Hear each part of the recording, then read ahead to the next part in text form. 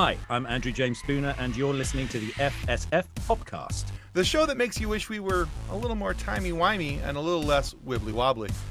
Our show is brought to you by our charity sponsor, the Red Shirt Widows and Orphans Fund, which supports the Wish Upon a Teen Foundation that helps out sick kids when they need it most. And just imagine the comfort you'll give Red Shirt crewman number 104. He'll know that when he puts on the red shirt and joins Dee, Brian, and Bria in their fight against the Skeksis, that he didn't leave his family destitute and without hope, because the Red Shirt Widows and Orphans Fund has his back, and what's left of his essence. And now, a word from our show sponsor, Level Up Savory. Their link can be found in the show notes.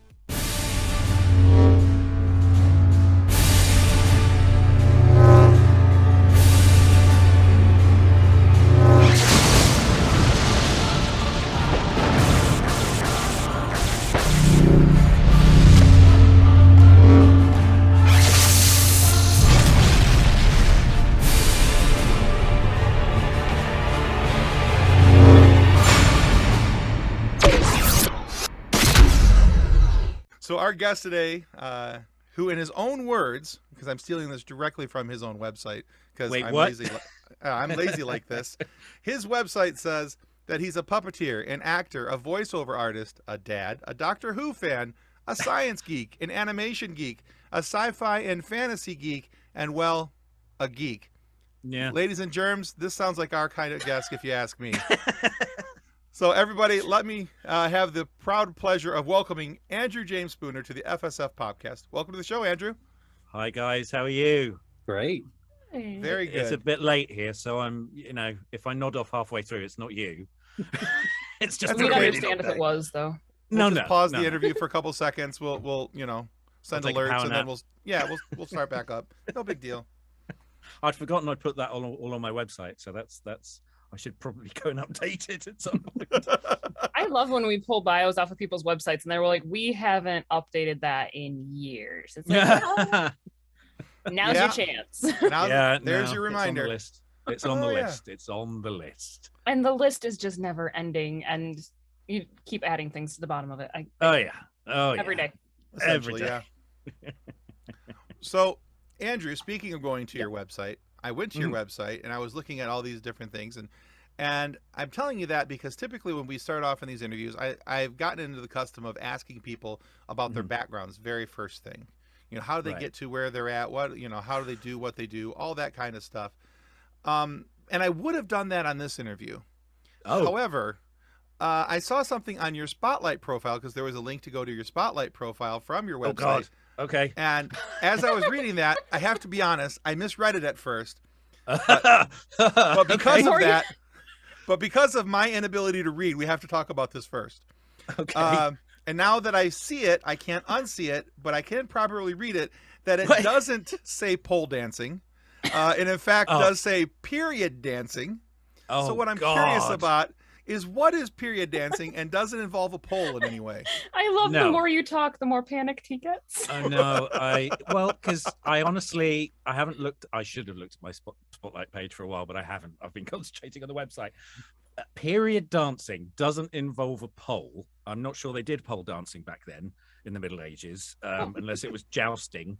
And I'm not quite. Yeah. Maypoles. There you go, idiot. But. What period dancing is when I went to drama school in the 90s. The drama school I went to was Guildford School of Acting, and it was a 3-year course, and it was a course and a college that was really strong on musical theatre. So what you did your first year is they had the musical theatre group and the acting group all in one great big group, and then at the end of the first year you would split off into your various specialities. So the musical theatre would go off and do musical theatre and be all bright and dancey and sing show tunes and stuff, and the actors would split off and we'd go and sit in a corner and smoke cigarettes and look depressed and wear polo necks and be unhealthy and stuff like that. And what period dancing was a there's a lot of costume drama in England, and there's a lot of period dancing for some reason. And what they did is, those of us that clearly clearly had no dancing ability whatsoever. In other words, me and a few others were shuffled off into this thing called period dancing, where you would just wander around holding people's hands and occasionally lowering and like that. It was a bit like Morris dancing, and you would do that for like 3 hours a week for no good reason other than they needed to get you out of the jazz and tap classes because you were causing a disruption by being so rubbish. So that's what period dancing was. So presumably I can still do it. It's in there somewhere, kind of like sense memory, but I honestly haven't used it in my career. But yeah, it's on there because quite frankly, when you're starting out, you will put anything on your CV. I've ridden a horse, so I can ride a horse. I can ride a bike, put that on there. I can swim, put that on there. I can eat, put that on there. I can breathe, put that on there. Anything. I wore shoes. Yes, yeah. I can tie I can wear knots. shoes. Understood. Yeah, so that's what period dancing was, and I can just Excellent. remember laughing a lot, just how ridiculous we all looked in our tights and our t-shirts, standing there going like this, my lord, bowing, and then going around in a circle, and then thinking, "What's for lunch? I'm quite bored now." Yeah, I've forgotten that was on there. I was scrolling through the page, and I'd gone through a lot of your the other all the things you just mentioned that were on there. Yeah, And I got down to that part, and I was like, wait, what? Wait. Oh, period dancing. No, that seems like it's something completely different. I think I should ask him about this because I had no clue what it was. Well, I mean, I don't know transferable skills. Maybe I can turn it into a pole dancing career at some point if things get a bit dicey. Well, I think the one hand up along the pole and then bowing courteously to other people, you get it figured out. That's how we behave in England anyway. We do that when we're walking down the street. Oof, you know what we're like. Excellent. Very stuffy. Okay, I got this. I don't got this. Sorry, I'm still just the tights and the t-shirt, and no, I'm good. I've got photographs somewhere, but nobody will ever see them. Oh, see, that's sad because my husband also says that there's photographs somewhere of him in tights, and I've never seen them either.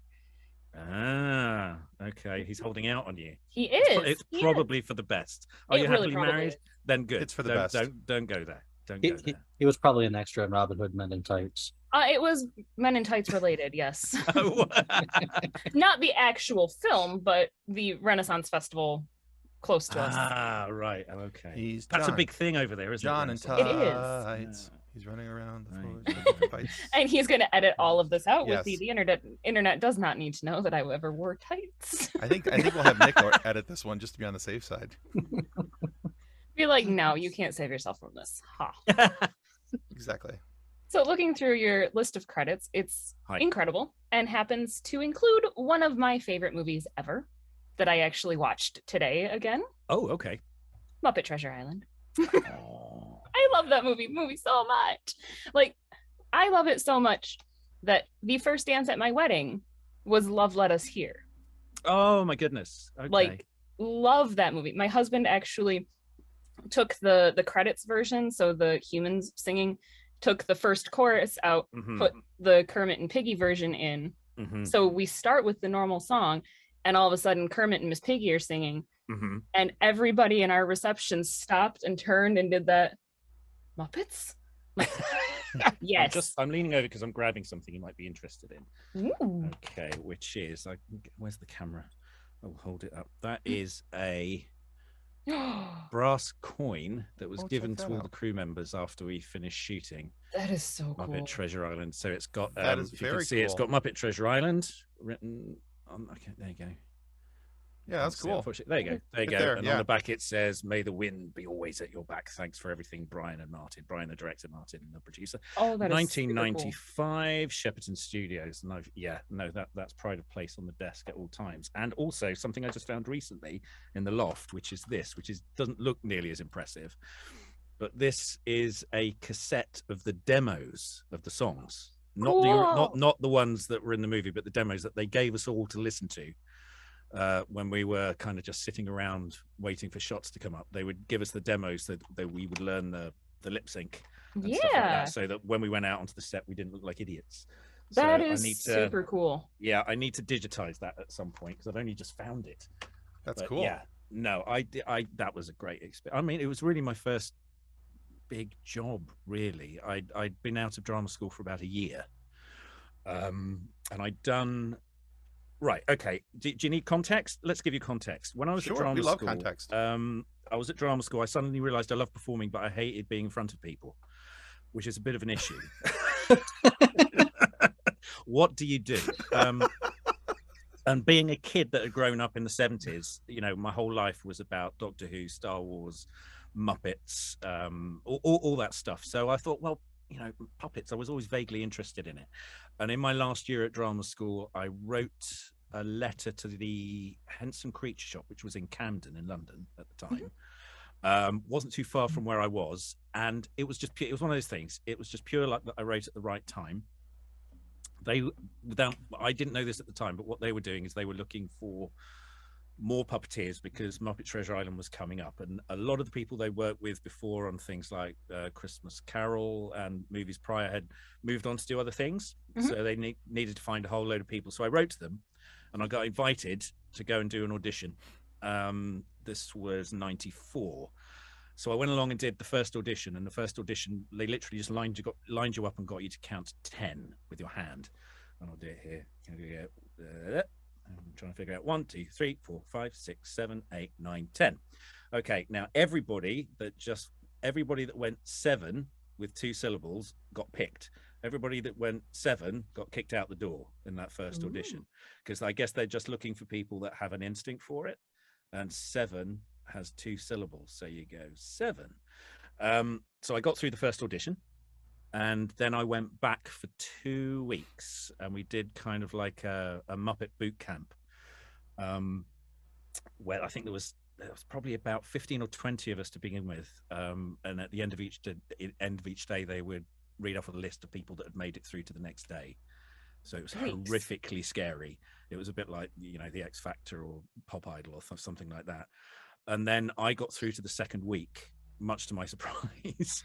And that last week there was 8 of us, and we did like really, really intense kind of puppet skill training and improvisation and all that kind of stuff, because the big thing with Henson's was that all the puppeteers provide the voices for the characters, obviously, but also that there's an improvisational element to it. You've got to be able to create things, and they basically they're looking for strong actors as well, which is not something that people really think about sometimes with puppetry.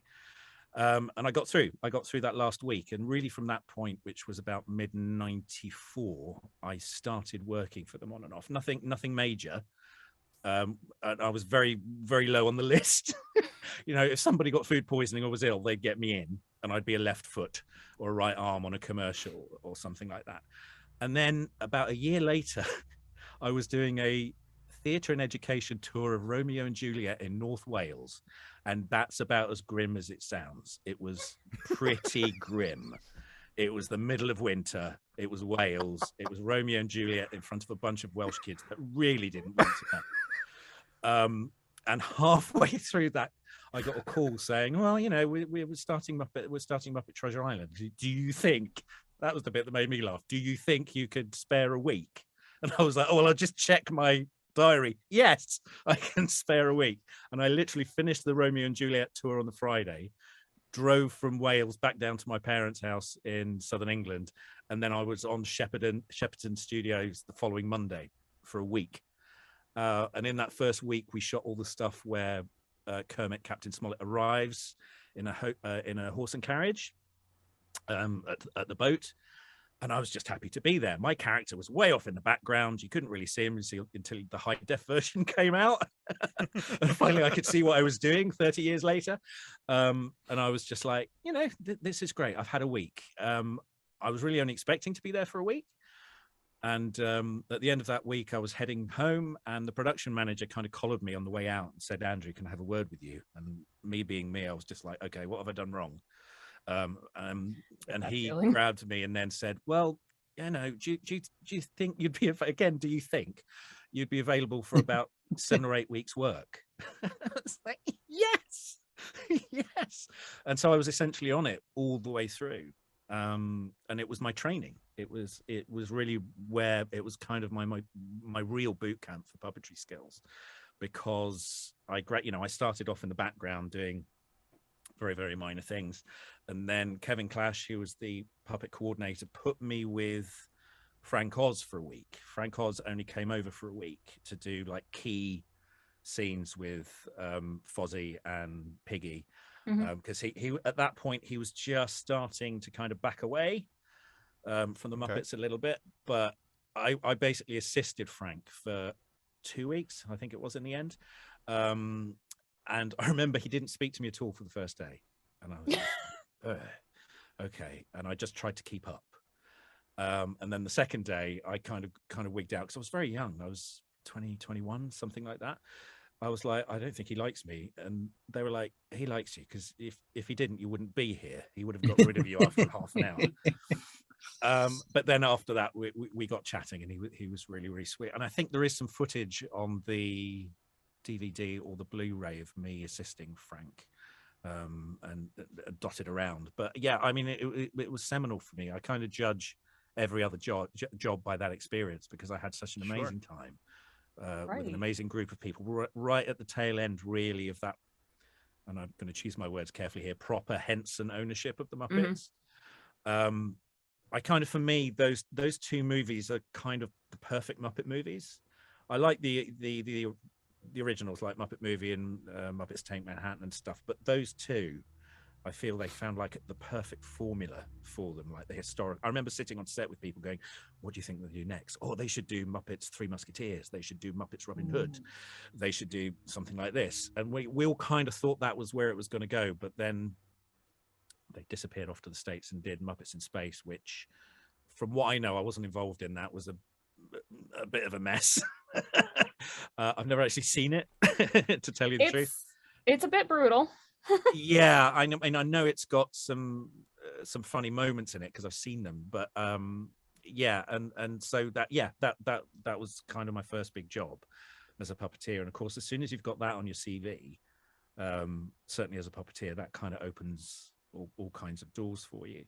Right. So yeah, I loved it. I love. Oh gosh, I've got this other story. I was telling somebody about it the other day. After the shoot finished, I went on a holiday. And then I came back and they said, can you come back to the production office? Because your crew jacket's ready. We all got crew jackets, Muppet Treasure Island crew jackets. I've got it upstairs somewhere. And I was like, okay. And I turned up and Brian was there. And he said, oh, Andrew, do you want to come out to lunch? And I was like, I'd love to, but I've got to get the car back because my girlfriend needs it. She's got a thing. She's going out with some friends and she needs the car this afternoon. And he was like, oh, I was just going to go out have lunch with Hans. And I was like, what? And then he went, anyway, I'll see you. And he walked out and Hans Zimmer's outside. And he walks off with Hans. And that choice. And I drove back home and I said to my girlfriend, I just got invited out for lunch by Brian Henson and Hans Zimmer, and I had to come back to give you the car. And she was like, why did you do that? I would have let you go. And I was like, well, I didn't know that at the time. Did I? You were like really strict. You said, no, you've got to come back with the car. So I came back with the car. So, I mean, I don't think my career would have changed much, but I would have had that experience of having lunch with Brian and Hans Zimmer, he's obviously, nobody knows who he is now. He's some film composer guy. Yeah, nobody's really ever heard of him. No. So while I was thinking about Muppet Treasure Island today, he's a Muppet puppeteer, and I'm like, does that make him a Muppeteer? Because I feel like that should be the actual term for it. Well, it is, but it's weird because it's not one that I think you can self-apply. I think if people call you that, then that's fine. I never thought of myself that way.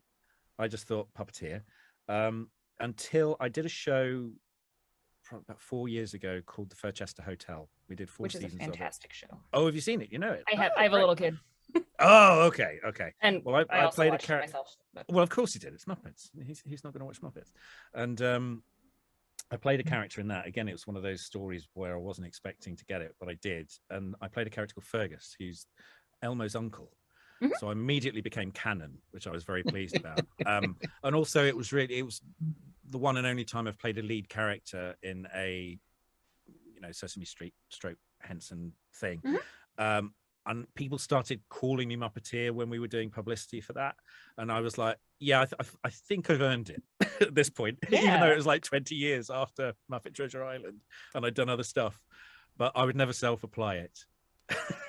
It just kind of hit me today with I'm like, because they're Muppets, not puppets, that would make them Muppeteers, not puppeteers. Yeah, no, it's true. It is a word that people use for them in the fan world. But as I said, That's yeah, awesome. no, I never use it on myself. That feels a bit. I'm English. And it's funny to me too, Far too humble. saying that. I mean, talking about Muppet Treasure Island with as much as I love it, I told my brother who I was talking to today, he's like, ask him what it's like to be on to be on the second worst Muppets movie. And I'm like, whoa. Up yours, mate. Whoa. I'm yours. like, no, check that I don't know who you are, but you can go away, shove it where the sun don't shine, buddy. And this is the part of the episode I'm going to be like, Fred, listen to this. Sorry, you're going to have to bleep all of that out, aren't you? I don't know no, who that person stays. is. That all Who was stays. it again? Who was it? It was my older brother. Well, what's his name? Fred. Fred? Fred. Stupid name for a start. No, it's one of those things where at the time I think right. The problem you've got. Are you okay? You're not dying. Oh, good. Yeah, we're good. You're right, Nick. The problem you've got is like without a doubt, Christmas Carol is a masterpiece. Mm-hmm. Okay, everything about it is perfect and magical, and there was a lot of pressure on them because that was the first big project they did after Jim died. So I think there was a lot of love. It was kind of a love letter to everything that he stood for. So anything that thank God it wasn't Muppets in Space, but anything that came after that was always going to be judged up against that. Now, when the movie came out, I will say that when I first saw it, I liked it, but it felt like it sagged a bit in the middle. And I still think that. But having said that, over the years, I've definitely had people say to me when they found out I worked on it, oh, that's my favorite one. Or that's my second favorite one. Or that, whatever. It's definitely one that's kind of, I think, matured over the years and found its audience. I think at the time, everybody was just like, well, that's no Christmas Carol. Well, no, it isn't. It's an action adventure movie, which is exactly what Christmas Carol isn't. Mm-hmm. It's a very different thing. And I just wish they carried on with those historicals, or taking a work of literature and turning it into. We were talking about this, a mate of mine the other day, going, "Oh, Muppets Mad Max Fury Road." I was like, "Yes, come on!" With Animal as the guitarist. With a flamethrower. Come on. I mean, it's never going to happen. But, this is right up our alley because the number of times that we have said that we need to recast movies with Muppets. Oh, I do that on in my our head show, all the time. repeatedly. All the time. No, I'm like, Dune. if I was going to do this, who would be We were going to recast Dune. Yeah. Oh my God, that would be amazing. I'm not sure. Wow. Obviously, Kermit's Paul Atreides because he's the serious one. And the only person that gets to stay in the movie as the human, I think, didn't we say it was going to be Sting's character? Mm-hmm. And he had to wear the metal, but he had to wear the metal underwear for the entire movie. Okay. So, who would be Baron Harkonnen? Oh, come on, that's a difficult one. Come back to this. I'm gonna let. I gotta find my notes and pull my notes. I think it was from Sam this. the Eagle. That would be amazing. I think you're right. I think you're right. It was gonna be Sam. And I like the 80s. I'm going there. I like the Lynch movie as well. There's a lot about the Lynch movie that I really like. I love the new one, but I found myself sitting in the cinema going, do you know what? The big takeaway from this is that David Lynch got really close to something special. He got so close, but it didn't quite gel. And, Toto. Come on, guys. Toto? Why? We've got this big epic sci-fi sprawl. Who are we going to get to do the soundtrack? Toto. Okay. Well, why not Jefferson Starship while you're at it? They assumed it was, Africa. They blessed the rains, Some of the greatest lyrics ever written. It was almost a spit take. Yeah, almost. Sorry. Oh, you're right. That's perfect. My, well done. There you go. That's my Furchester Hotel. Oh, check that out. There you go. Yeah, it's rubbish. It's the stuff they give us at the end and go, yeah, thanks for work. Have a cup. That's okay. Hey, you got a paycheck and you got a cup to take away. I did. It's not so bad. So I think I found the connection for your period dancing was holding your arm up forever, Okay. which Oh, helped okay, you with yes. the whole puppet thing. I hadn't thought about that. Built up the stamina. Okay. At least you're Yeah. not Big Bird, because that gets exhausting. It does. I did a live show a couple of years ago. We did, based on the Furchester, we did a live show like this kiddie festival. And the show was half an hour long. And unfortunately, because limitations of the set, the puppets were fairly static. Half an hour with a puppet on your arm isn't too bad if you're running around and moving and shifting about and stuff, but half an hour of just standing there like that is it's a nightmare. I remember one of the last shoot days on the Furchester, we had to do lots of like interstitials and stuff and commercials and stuff that was going to go on YouTube. So it was really just a day of us standing behind the desk, and I was dead by the end of it. My arm was shot, and I know I can feel it now. I've got problems with my shoulder now, just from years of doing that kind of stuff. But I'm old, so you know what are you going to do? You earned it. I did. It's my war wound. There you So go. I can imagine some of the complexity it would be working with a puppet. I've seen some of the behind the scene footages of like different various Puppeteer type movies like Dark Crystal and stuff like that. Unlike the behind the scenes, which are usually mostly serious, do you have a favorite behind the scene moment, whether it was funny, hysterical, or heartwarming? I've got so many, but none of them are broadcastable. Understood. I mean, the problem is, yes, I've having been involved in various Henson things over the years, I've seen the outtakes, and they're not PG-13. They're slightly more adult in nature because you get tired and you're trying to keep the energy going, and people do silly things. And funnily enough, one of the things that happens with puppets is you improvise, you muck around. It takes a long time. I will tell you this one story. I don't think I've ever told it. There were these two like tiki heads on the island. There was two, and there was one set behind it, or it was one set. I was doing the one behind, Brian was doing the one in front, and you know you're just sitting there for hours, just sitting there, and we just started talking. I can't remember what we were talking about. Yeah, morning. Busy day. Yeah, busy day. What are you doing? Well, I'm just going to stand here. Yeah, I'm just going to stand here too. Be nice to move around. Yeah. And then suddenly halfway through, he went, I've just realized, like Brian said, I've just realized he can't turn around to look at you.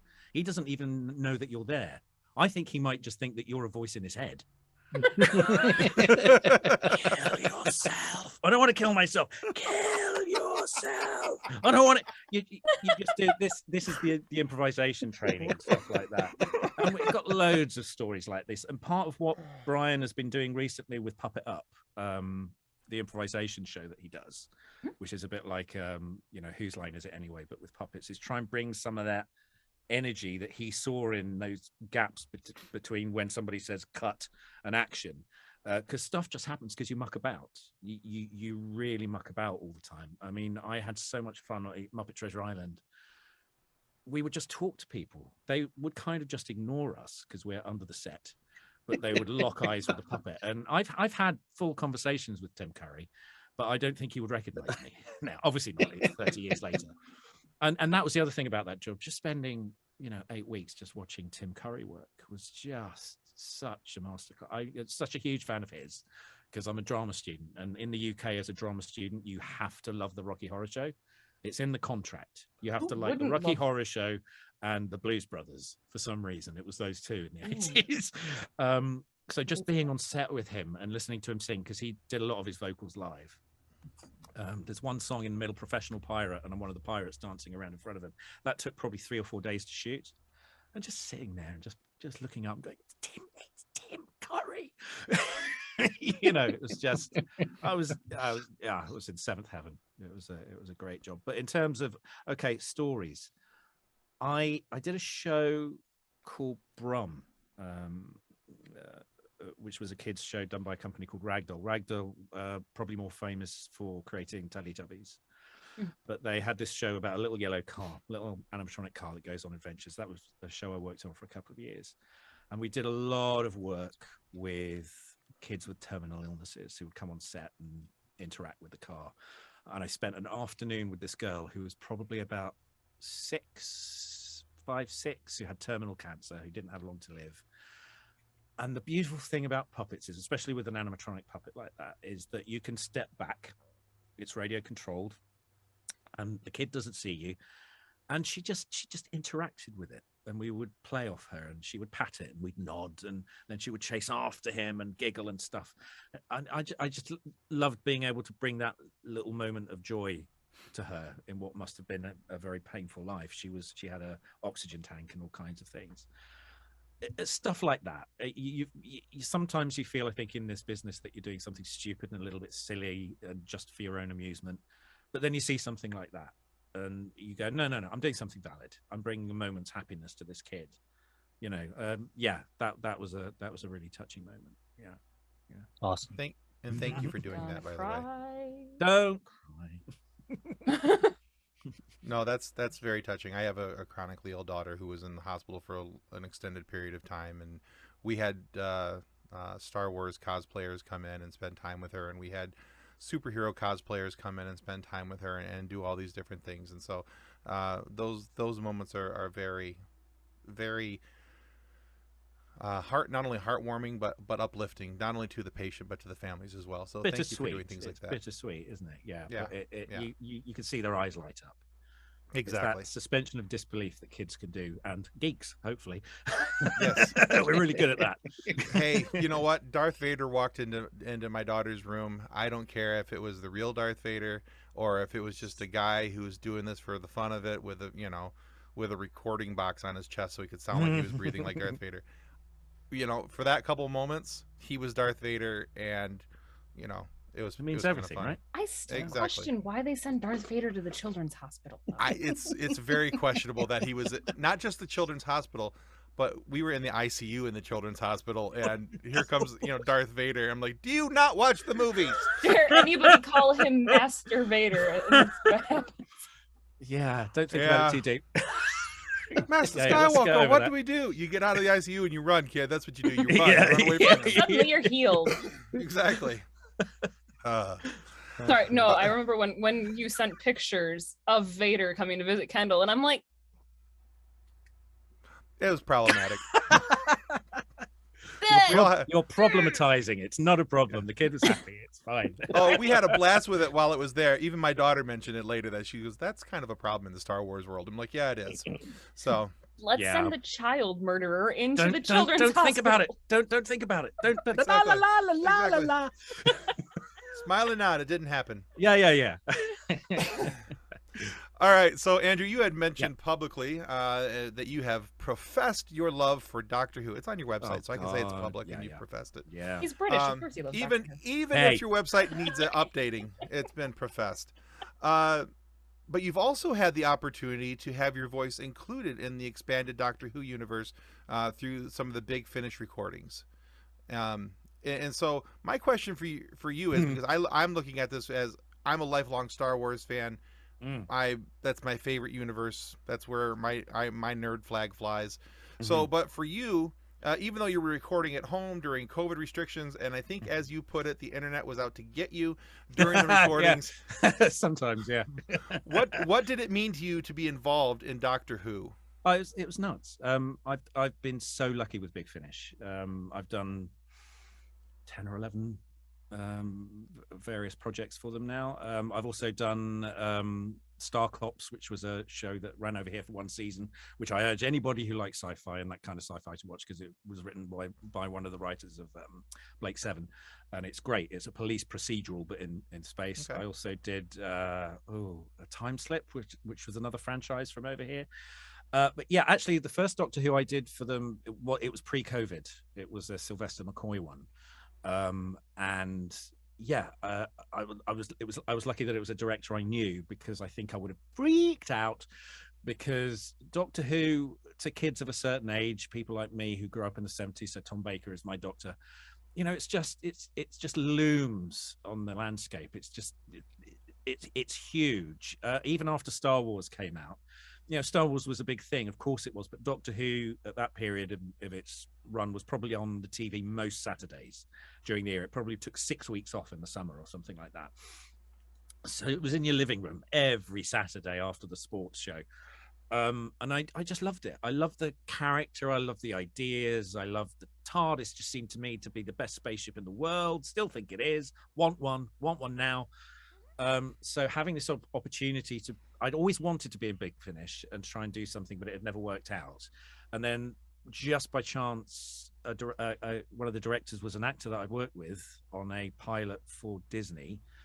And I was a puppet character and he was an actor in it, and he just had this project. It was called, what was it called? The Psychic Circus, and it's a sequel to The Greatest Show in the Galaxy, which was a Sylvester McCoy show. And he was like, there's lots of little tiny characters in this. And they can't afford, huge casts. So what they need is actors that can do different voices, different accents, that kind of thing. And that's kind of my wheelhouse. So he called me in, and suddenly I'm there. And I'm in a studio with Sylvester McCoy and slightly freaking out. And I played a god of Ragnarok at one point, and I got to say, what was the line? You shall be destroyed, Doctor. You shall be destroyed, Doctor. And I was just like the happiest person on the face of the earth, because as a kid growing up, that was the line I wanted. that was why I became an actor, because I wanted to say that line at some point. And because I got on with them and they seemed to like me, then I went on and I did a Colin Baker one. At this point, COVID had hit. And I've done a couple of Tom Baker ones now. Unfortunately, he wasn't present for the recordings. He did all of his stuff separately. But even so, when I got the final copy through and I heard my voice opposite Tom Baker's, it was just like goosebumps on the back of my neck, because he's just such a huge personality in my life as a kid that grew up in the 70s. And the stuff that Big Finish have been producing all the way through the kind of hiatus when Doctor Who went off the air, right up to the reboot in 2005, something like that. Yeah, is really high quality and really good writing. So being involved in it was just like nuts, just absolutely nuts. And I'm forever grateful that I had that opportunity, because it was a real pinch me moment. I had another experience very similar to that recently, and I can talk about it now, even though it's been sitting on the shelf for like 3 years, when I got the opportunity to be in the Lego Star Wars game, the Skywalker Saga.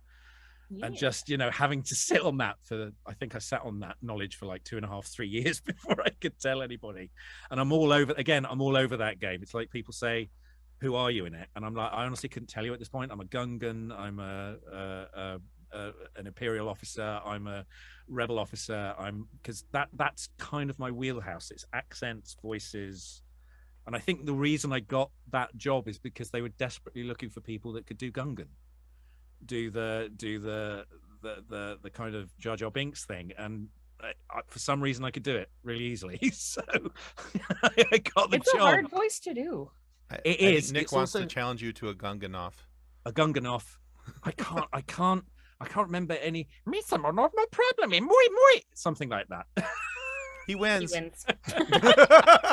That's a little too Jar Jar Binks. I think the character I had to do was slightly gruffer, because I obviously don't want to sound it like it wasn't Jar Jar. But yeah, and also, they did on the game. There's a secret that you can unlock where it's all in mumble mode. Because I think the original trailers, the characters didn't speak; they just mumbled. They go, oh, ooh, ooh. And the fans were like, "We want a version of the game that we can play like that." So I went in and had to mumble Yoda, Qui-Gon, Han Solo, and it's harder than you think trying to capture the essence of a character in a mumble. Yoda was easy. What's the difference between Han and Qui-Gon when they're mumbling? I don't know. But yeah, again, that was another pinch me moment, because it's like this huge union. I was a massive Star Wars fan as a kid, obviously growing up in the 70s. It was everything, especially in the UK, where we had a massive run up before it released, because I don't think it got released in the UK until 6 months or so after it had been out in the States, because there was a massive lead time in those days. So we had all of the magazines, we had all of the adverts on the telly, and it was just this ramping up of excitement. And then eventually went to see it and was just like, Okay, I want to do that for the rest of my life. What? I'm not sure, but whatever that is, Yeah. I want to do that. And now a word from our sponsor.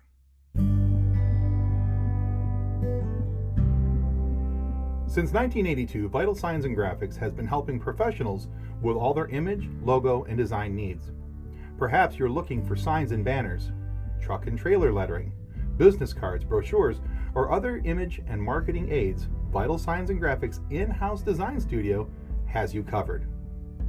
From logos to apparel, start to finish, Vital Signs and Graphics has everything you need to look and feel professional.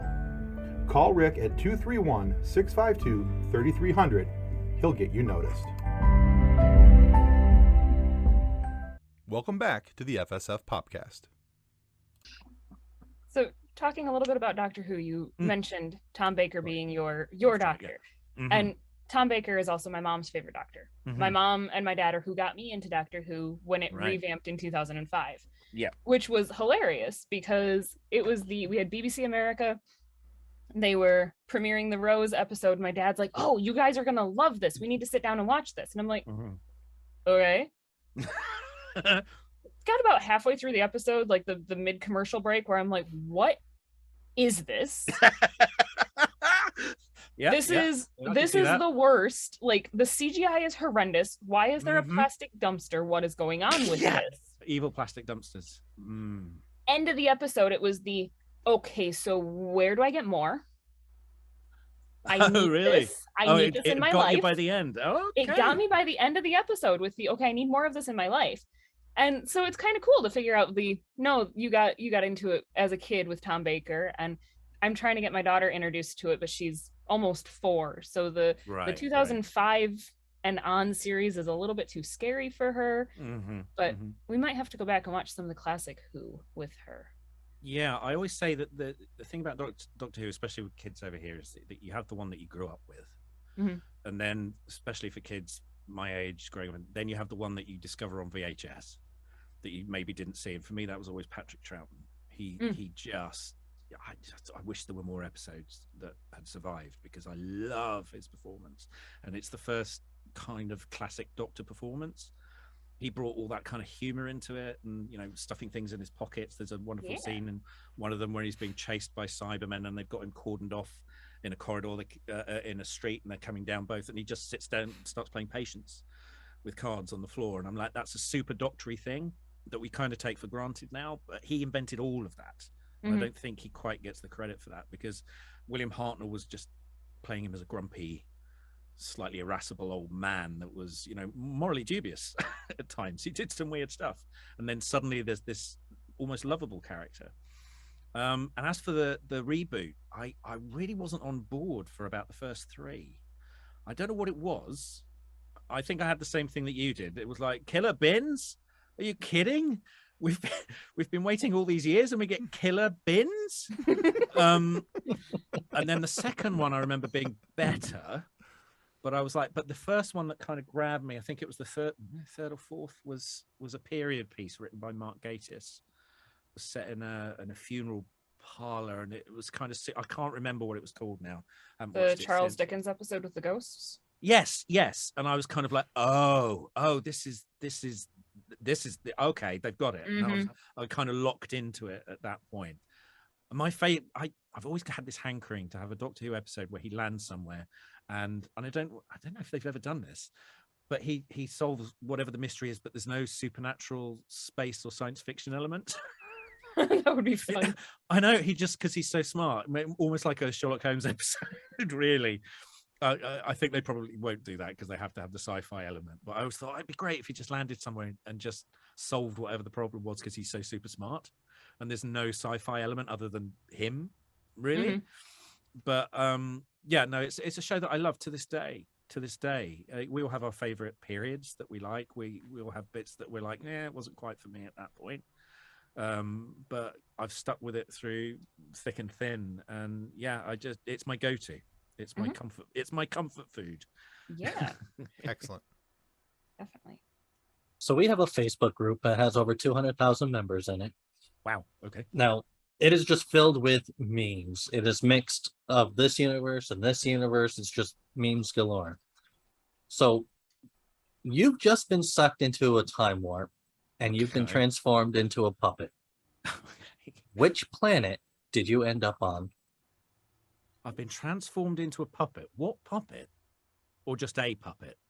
Which puppet do you want to be? Animal. Mm. Absolutely 100% animal, because at least I can defend myself. What planet? Oh my From goodness. any universe, Doctor Who or whatever. You might have to pause here, listeners, and go off and make a cup of tea. Sorry, English. Make a cup of tea. Make a cup of tea and have some biscuits. I don't Sounds lovely, know. actually. That's really interesting, because I've always said that if I was to retire somewhere, I'd like to retire in Middle Earth, but I don't think that really counts as a planet. So, Sure it does. really, does that count? Yeah. It's technically it's an alternative history of Earth, isn't it? So, I obviously It's still want a to planet, retire. though. Want to retire and live in a hobbit hole, but now I'm regretting being animal, because that would be the worst place for animals to be. Can you imagine animal just Living dropped in the into the middle of a Shire. bunch of He'd be hobbits? He would so just kill bored. them. He would would be just kill them. so bored. Ah! We yell at him for being loud, and it just makes him mad. Oh, poor animal. Do you know what? I will go for somewhere like one of the planets from Geedy Prime. Does that mean anything to you? No. Okay. Well, I want to say yes. It's the Harkonnen planet from Dune. Okay. Only Oh, okay. because I'm desperate to find out. Again, big fan of the David Lynch movie. The atmospherics and the world he created for the Harkonnens in that, I think, is deeply scary and deeply dark and industrial and horrible. And I think Animal would probably do quite well there. He wouldn't be intimidated by anybody. I think the reason I picked that is because having read Dune when I was quite young and watched the movie, it's the first time I read something and something felt truly alien. You watch something like Star Wars, and this isn't belittling it in any way, but it's like, oh, there's an ice place, there's a forest place, there's a snow place. They're all recognizable. In terms of the cultures that are there, you're like, oh, okay, I get it. The stuff in Dune, though, especially the books, is so, I don't want to say impenetrable, but so strange and alien. And I always felt Lynch caught that really well, and certainly Villeneuve has caught that well in the new movie. And I find that fascinating. I'd probably go somewhere in the Dune universe, because I think for like me, it would just be, I'm completely out of my depth here. Mm-hmm. It's a All right. completely strange and alien culture, and I need to get to grips with it. So there you go. Let's go with Geedy Prime. That's a weird Good choice. one. Okay. Wow, okay. I've never really thought about that. So there you go. There you go. All right, Andrew, we're at a stage of our little conversation here where we like to take our guests through a bit of a quiz. Oh God, no! I don't know anything. Okay. All right. Well, we're gonna find out whether you do or not. Now, we're calling this quiz "Find the Whovian."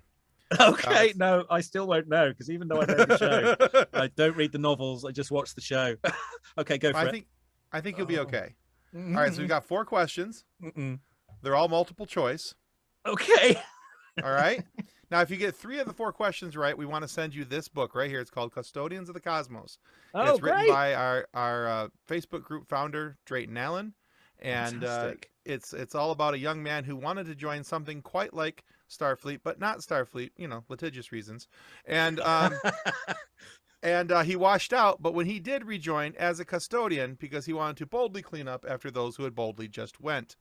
So, if you get 3 of the questions right, we're going to send you that book. Okay. If you only get 2 of the questions right, though, remember that Facebook group that Nick was just talking to you about with all the memes? We take your picture, we make a meme out of you, and we put you in our Facebook group. We call it our fun sequence. Okay. Let's go. Okay? Yeah. I'm All right. quite anxious now. All right, Nick, lead us off. Professors Yana and Thascalas were aliases used by which villain? The Master, the Ood, or the Beast? I'm going to go with the Master. You are correct. Oh. Is Okay. Professor Yana was in the You Are Not Alone. Okay. Sorry, I'm not a nerd. No. Yeah, not a nerd at all. What enemy do the Doctor and Rose face in the episode Rose? The Daleks, the Autons, or the Cybermen? Autons. That is correct. All right, you're 2 for 2. Thing. The Nestine Castle. Okay. The Nestine When the- consciousness. Yes. When the Doctor meets Amelia Pond, what is it that he eats and actually likes? Bread and butter, fingers and mash, or fish fingers and custard? Fish fingers and custard. You're I correct. like to say bangers and mash like you don't Okay. know what it is, Nick. 3. You know That's what, 3 what? You don't know what bangers and mash is? sausages and potatoes, dude. It's not hard. All right, that's 3, Andrew. That gets you the book, my friend. Oh, thank goodness. I don't want to be memed. And This one is just number for funsies. Number 4, just for fun. Oh, go for it. What episode did River Song first appear in? Silence in the Library, Once Upon a Time, or School Reunion? School Reunion was Sarah Jane Smith. What was the other one? Once Upon a Time. I can't remember that one, so I'm going with Silence in the Library. You're You, correct. much like Donna Noble, have been saved. Oh, That's all 4. You smashed my quiz. okay. I was really quite anxious about that. See, we like scaring our guests and then Yeah. not actually having it be as scary as they think it's going to be. Okay. Maybe I'm more of a geek than I thought. That would have been scary to me. I'd have failed it. So Okay. That's because you've watched like 2 episodes of Doctor Who ever. 3. Thank you very much. I started my 4th the other day. Didn't get through it, but we're getting there. Oh, There are I'm some working tough on it. ones, but- Well, Andrew, thank you for being on the show today. Where can our listeners go to find out more about you and about your work? Oh, okay. Well, obviously, there's the website, andrewjamespooner.com, which I will update at some point and maybe take, not pole dancing, not pole dancing, It's period dancing. period dancing. Take that off. So yeah, andrewjamespooner.com. I'm also on Twitter and Instagram as @theonlyspoon. The Only Spoon. There we Perfect. go. There we go. thank you so much, Andrew. We're going to definitely put those in our description so that our viewers and our listeners can find you. Wow. So, yeah, All right. This has been fun. Didn't talk Yeah. about my voiceover stuff or anything. I should do that one day. I should come back and talk about that. We would 'cause, love We can that. totally do that. Mm. We We got also distracted are- by Muppets. It Oh yeah. happens. Oh, yeah. There's a lot to that's talk fair about enough. there. That's fair enough. We also want to remind everybody that subscribing is the single most important thing that you can do to help ensure that we get more amazing guests, have these conversations like Andrew James Spooner here today, to be able to have these funny moments for you to be able to listen to. So please subscribe. It helps us more than you can ever really know. And go to Andrew's website. Even if he's going to take off the period dancing off of his website, it's still worth a check. But if for whatever reason you are not happy with our show today, please feel to lodge a complaint with the head of our complaint department, and that, of course, is the Daleks. These little rolling towers of hate are willing to exterminate at a moment's notice. So be prepared and have a properly filled out complaint form, as the Daleks have no patience for mankind and could easily consider you the offending party. Yep. But if your form is complete, consider the job done. Mhm. Ruthlessly efficient, they will get the job done, no matter how many humans get in the way. Well, thanks again for being on the show. I was just thinking, I've actually been killed by a Dalek in one of the big finishes, so that's I've already got a grudge against him. Also, I've been killed by an alien in Alien as well. That was in the one of big finish. The audible, one of the audible. So I'm right up there with Bill Paxton, who got killed by a predator, a Terminator, and an alien. Right? Is that right? The actor Bill. So I need to get a predator. There you go. I need There's time. And then I'll take that off the list, and then I'll be up there with Bill Paxton. There you go. Awesome. All right, that's our show. All right, guys, that's going to conclude us for the FSF Podcast. Thanks for listening or watching. Goodbye. Ciao. On behalf of the rest of the hosts of the FSF Podcast, we want to thank you for listening to this episode. If you'd like to be a guest on a future episode, please contact us by means of Twitter or Instagram using the handle @FSFPopcast, or go to www.fsfpopcast.com and click on the Contact Me link. Thanks again, and hope you enjoyed the episode.